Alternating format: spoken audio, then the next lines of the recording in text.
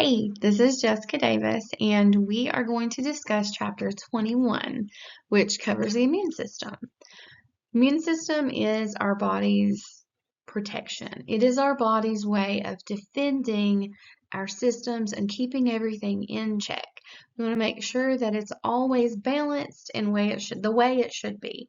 And our body naturally wants to keep itself in a state of homeostasis. It wants to be happy, it wants to be level, and it wants everything to be the way it should be. So our immune system, when properly functioning, will protect the body and will keep things moving smoothly just as they should be.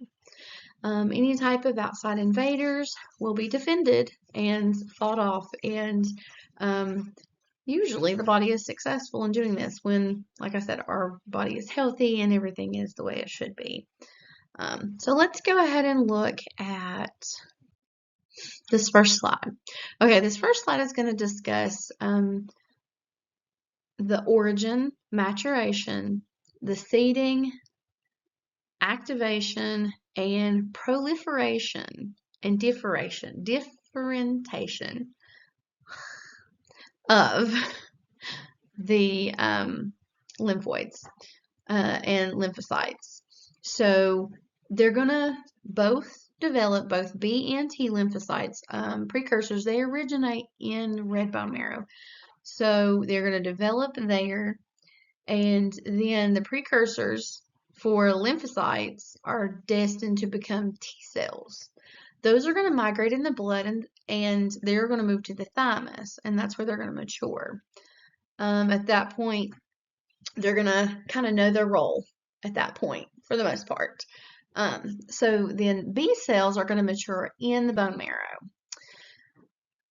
During maturation, lymphocytes develop immunocompetence and self-tolerance. This is where they're learning their job. So think of this time in their life as their training. This is their education time. This is where they learn to do what they were invented, created, and developed to do. So then we see the seeding. So this is when the seeding of the secondary lymphoid organs in the circulation. This is when they're immunocompetent but still naive. They've not been exposed. They've not had to live their life in the real world. You know what I mean? Let's make this easy to understand. So this is just the way I think it through, but this is like when a teenager first joins the workforce. They have an idea of what it's going to be like. They have a plan, but they've not really been exposed to that working world quite yet, and so they haven't really got their feet wet. They haven't really been out there yet, but they're about to. So at this point, they are going to leave the thymus and leave the bone marrow, and they are going to seed those secondary lymphoid organs, and they're going to circulate throughout the blood and the lymph. They're going to begin to do what they were designed to do. Although they're still naive, they have no idea what they're going to come up against in life. Just like a teenager doesn't really know what real life is going to be like until they start experiencing it on their own.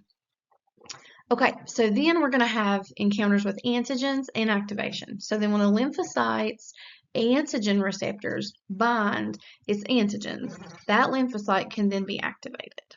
So that's when it's going to experience the world, come in contact with that antigen, bind with it, and then it can be activated. It's ready to roll. It's got what it needs to function. Okay, so then in stage 5, we are seeing the proliferation and differentiation. So at this point, we see activated lymphocytes proliferate or multiply. So they're grown, they start their families. Think of it like that. They're going to multiply, and they are going to differentiate into effector cells and memory cells.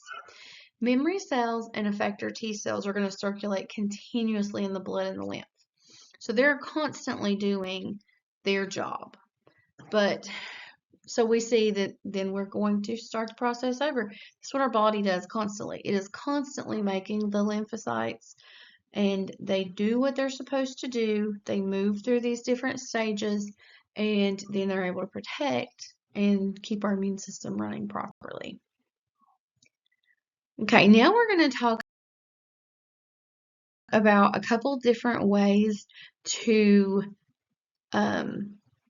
develop that humoral immunity. There's active and then there's passive. And within active and passive, there's a naturally acquired and artificially acquired ways. So we're going to talk about the differences in those. When you're looking at active, typically that means there is true exposure. You yourself have an infection or you have contact with the pathogen. Or if it's artificially acquired, actively artificially acquired, you're going to have an exposure through a vaccine of the dead or a dead version of the pathogen. So always still having direct contact in that sense. One is going to be you with the virus. One is going to be you receiving a vaccine of that virus, but a dead version. A lot of times people think about COVID. That's a good example. Most of us, I'm not sure how many have had COVID when it all comes down to it. I myself have had it at least 7 times, I would say, at this point since the year 2021 was the first time. The first time was a really scary time for us. My parents both got sick right after I got sick. They actually had become infected from someone else, though. I hadn't been with them or anything, so we just so happened to have it at the same time. My parents both are older, both are diabetic. My dad has severe lung issues. He has COPD and black lung. We had been told, essentially, if he got it, they said that his chances of beating it were slim to none. We were very blessed. He was able to go, and we went to a hospital in Abingdon that was actually doing treatment. I'm trying to remember what it was. May have even been plasma. I can't remember exactly. It's been so long. But anyways, he qualified for this because of his illness and his advanced age and things like that. So him and my mom were both able to go through those treatments. And I think really that is exactly what saved my dad's life, in all honesty, because he got very, very ill, very close to death. But he thankfully was not put on a vent. He was able to battle it. And he's doing much better. As far as that goes, he got better. He has had the virus a couple other times. He had the booster. He had all these things after the fact. But, so he naturally acquired his original immunity, and then a couple years later, went ahead and had he had the vaccine and he had his boosters. So then he was artificially acquiring that active immunity. Then we can look at passive immunity. Passive immunity can be acquired 2 different ways, naturally or artificially. Naturally, we look, big example is mothers. A pregnant mother can help her child acquire a natural passive immunity by any of the antibodies that she passes on to her unborn child while they are still in her womb. That through that placenta, she passes that immunity on. Or if the child has been born and the child is able to receive those antibodies through her breast milk. These are both passive and natural ways of acquiring humoral immunity. And artificial ways of acquiring a passive immunity would be the exogenous antibodies. So essentially, this is an artificially created vaccine, something that is not necessarily natural within the body that is going to be injected to help you to have that immunity and to fight off these viruses. So when we look at immunity, it's